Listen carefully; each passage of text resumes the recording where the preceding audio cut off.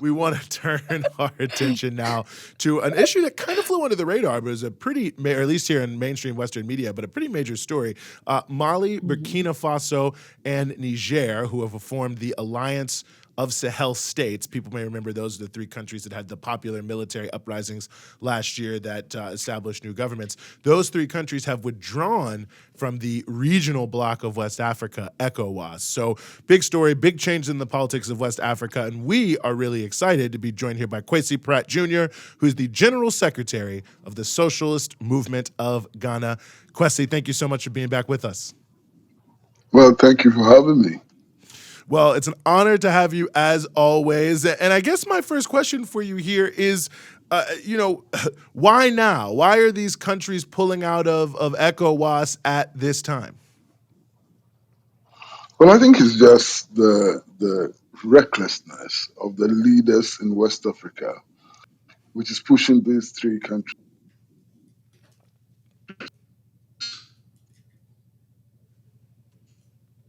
Whoop, did we lose Kwesi?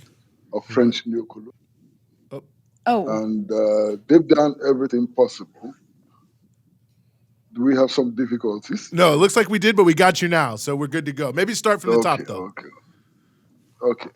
I'm saying that it is the recklessness of the leaders of West African countries which has pushed these three countries into the rebellion, and that these leaders of West African countries have been acting as support of French neo-colonialism.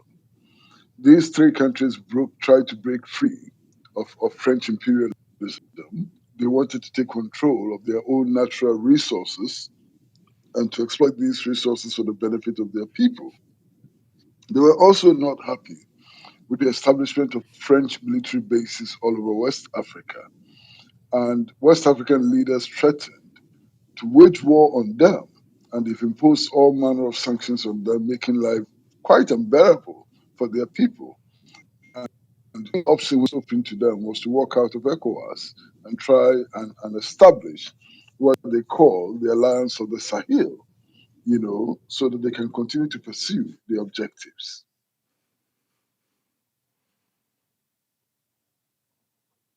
Actually, because this issue was really dominating international headlines for several months when there was like one coup after another, and then there was the kicking out of the French. And obviously ECOWAS was used or weaponized, I should say, against Mali, Burkina Faso, and Niger to try to punish them or cajole them into, undoing those decisions. But I'm curious if you can update us. I think in the last few months, with the situation in Gaza has really overtaken international headlines. But obviously this development has continued. Can you just fill our audience in on what has been taking place over the last couple months? Because last we saw, when this was getting international attention, the French were being kicked out. And I think, like I said, international headlines have been dominated by Gaza and the broader tensions in the Middle East. So what has happened since? Well, a number of significant things have happened, and one of them is just that these three countries have formed a defense alliance, and they've made it quite clear that an attack on one will be considered as an attack on all. The other most significant thing that has happened is that ECOWAS has expressed a willingness to negotiate, but negotiate for the restoration of so-called multi-party democratic order, which is just a charade, And then, of course, in all the three countries, there have been movements, towards improving the economic well-being of their people. When the crisis started, Niger was one of the poorest countries in the world, if not the poorest country in the world. Within the last couple of months, Niger has become the fastest growing economy in the world. And one would have thought that these bankrupt West African leaders would be going to these coup leaders to find out what they're doing right and to learn from them, rather than threatening them with coup d'etats and with confrontation and blockades and so on. So pretty much that is what has been happening. I wonder what is the sort of future now for ECOWAS as a bloc? I mean, obviously there are other, a number of other members, but to have lost, so many countries, sort of key countries. I mean, Mali especially is such a historic role, in African independence movements, the establishment, all three of them actually, of ECOWAS. I mean, are there broader repercussions, do you think, for the bloc here, or will it become maybe kind of a bloc politics where there's more of a left wing and a right wing in West Africa emerging in terms of alliances? Well, I think that in West Africa itself, many people see ECOWAS as an alliance of despotic leaders.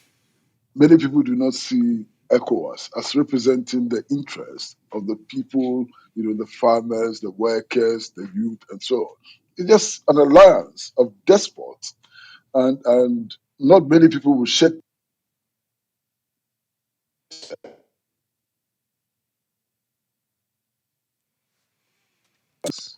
And yet, what appears to be democratic governments in the region are worse than the coup regimes.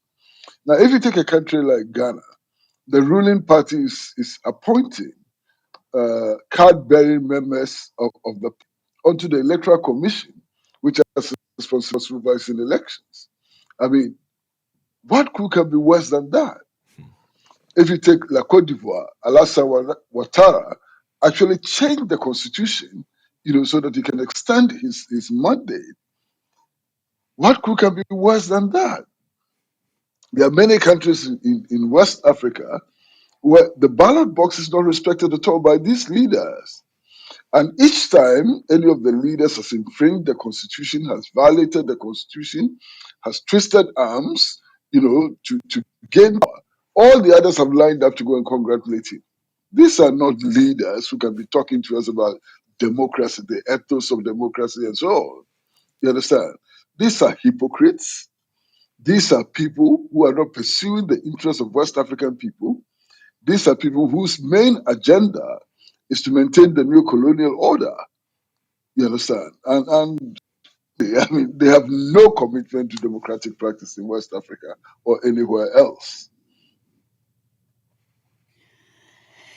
And kind of like moving or elaborating on that a bit on the other end of things, do you feel there is inspiration for other countries nearby after witnessing what took place in West Africa? I mean, I could imagine having an example of, movements from the ground up pushing out the colonialists, and pushing and the sort of anti-imperialist rhetoric you're hearing about protecting our sovereignty and our resources. That the scary part for those in power, obviously, is that could spread. So do you see any evidence of that sentiment is inspiring others in other parts of the region, or perhaps is spreading? I mean, I know there's been protests in other nearby countries over the last year, with similar thoughts. So yeah, is this something that you could see spreading across West Africa and even beyond? Well, the fervor for change is very strong in West Africa, strong in West Africa. I mean, if you take a country like Senegal, Macky Sall, the leader, has virtually been repressing his people in order to keep his grip on power. There have been massive street protests. They've been confronted with tear gas, and pollution and so on.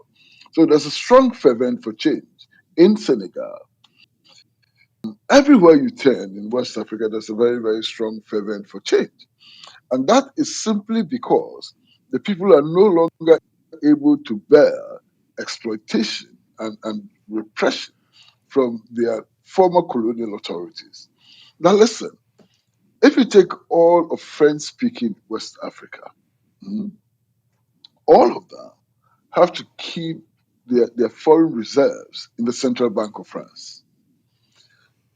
Under these circumstances, they borrow their own money and pay interest on borrowing their own money. That's untenable. Completely untenable situation. You take Niger, just by changing the arrangement for the sale of gold and uranium, within a matter of 5 months, it has moved from the poorest country in the world to the fastest growing economy and so on. So many West Africans are frustrated, absolutely frustrated with the current arrangement. They're frustrated with the economic partnership agreement with the EU, which virtually makes them slaves. You understand? They need to build a new future. They need to start building a new future without Western military bases, which have failed to deal with the problems of insurgency in the sub-region. And we're talking about the problems of insurgency in the sub-region. If you take Nigeria, Nigeria has a total population of 330 million, virtually more than half the total population in West Africa. Nigeria suffers the Boko Haram insurgency in the northeast. It has a secessionist rebellion in the east and a low intensity civil war in the Niger Delta area. That's total confusion. That is chaos. Now, before the coup in Burkina Faso, more than 50% of the land area was controlled by these insurgents. Mm? The insurgents have waged war in Mali and Guinea. They've actually come down south and they've attacked the north of Benin and Ghana. And everybody knows that La Cote d'Ivoire is a sitting target. And any time from now, the insurgents could be attacking La Cote d'Ivoire. This is the region we are talking about. A region in a region in extreme poverty, a region whose people do not have access to food and so on. That is the kind of situation we are talking about. You know, Kwesi, one thing I'm also very curious about is how you think this fits into sort of the shift from a unipolar to a multipolar world, because we've seen Niger, Mali, Burkina Faso engaging with many different countries in from Russia to Iran to others. How are you seeing that sort of element of this playing out in terms of Africa's place here in a new multipolar world? Well, I would put it in a slightly different way. And that is there's contestation for influence and power in West Africa. And it worries me. It worries me that everybody is coming to West Africa. Everybody's arming to the teeth in West Africa. You understand? When the explosion occurs, I don't know how things are going to look in West Africa. The United States, for example, has now completely abandoned.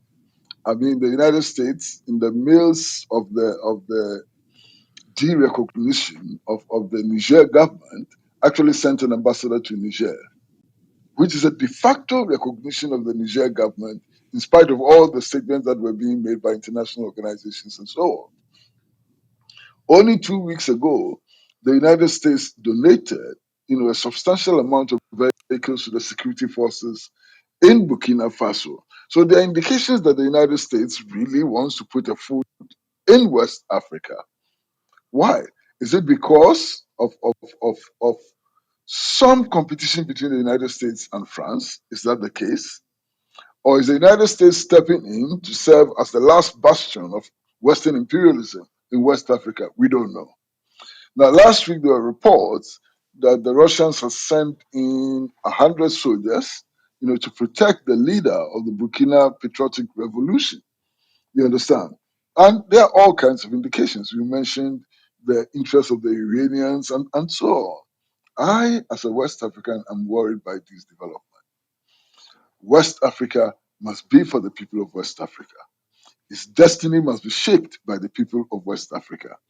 The people of West Africa ought to be able to decide what kind of government they want, what kind of institutions they want to build, and how to run their own affairs. So I am not particularly enthused about the divergent interests that are showing up in West Africa. It undermines the independence of the people of West Africa, the ability to take independent positions and so on. Kwesi Pratt Jr., General Secretary of the Socialist Movement of Ghana, as always, thank you so much for joining us and helping us sort through it all. Well, thank you all very much. Thank you most for giving me the opportunity.